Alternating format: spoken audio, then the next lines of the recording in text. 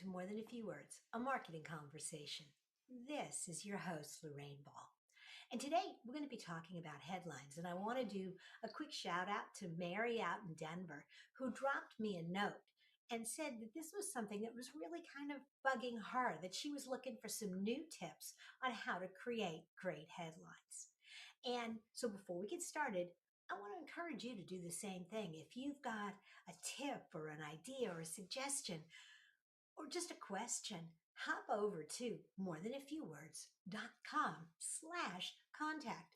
Drop me a note, record a quick message. I'd love to hear from you. I'd love to get new ideas about what you'd like me and my guests to be talking about. So let's talk about headlines. I've been thinking a lot about how these polite little headlines and subject lines that we put in our emails are kind of putting our readers to sleep even before they get to that newsletter. You really need to stop whispering politely and say, hey, I got something to say and you need to pay attention. And you need to incorporate maybe some of the tricks that journalists have known all along. First thing is that negative titles win.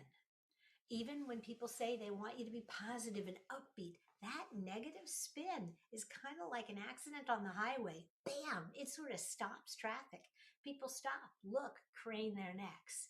And so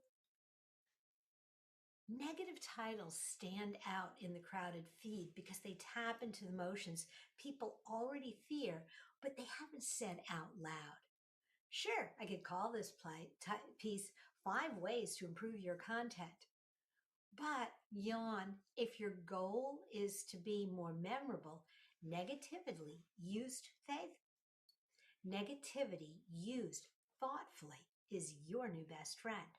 For example, instead of 5 ways to improve your blog titles are putting people to sleep. Here's why people hate your website. Did you know most podcast listeners stop after the first minute? So what do you do to grab them after you've got that headline? You start answering the question. Your language may be too nice and maybe a little boring. So think about improvisational actors and common mistakes. They blend right into oh,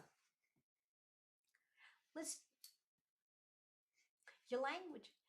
The next thing is your language may be nice, but maybe a little too boring. You know, headlines that are built around the words improve, tips, common mistakes. There's so much of that out there that they blend right into the internet like beige wallpaper. Meanwhile, words with a little bit of edge, hate, stop readers cold. One of the most successful content series I ever produced was around why people hate your website. That one tiny word did all the heavy lifting. Edgy phrases don't fit every brand, but when they work, they work. So you got to find that balance point. How rude can you be? How unexpected and still get people to pay attention? One of the tricks is a fear-based headline that kind of taps into people's FOMO. They're afraid of missing out. Terms like failure and waste are irresistible because they trigger that little uh-oh moment in the brain. So titles like, is your team wasting your marketing? Or don't waste time trying to be good at social media. They grab the attention of your reader because they speak to the real anxieties, whether it's the marketing, sales, tug of war, or the social media fatigue that we all carry. One thing that I want you to think about is that negativity is a tool, not a lifestyle. If every social media post and every video and every blog post article that you write is always negative, that starts to kind of weigh your brand down. But if you mix it up, if you've got perky and upbeat and fun and interesting, and every now and then you throw in that negative headline, it's like a splash of cold water. And it kind of wakes them up. But if you spend a whole week with someone who does nothing but complain, they stop listening to you. So mix it up. Pepper in the punchy stuff, but save the truly bold language for when it matters most, and it will go a long way.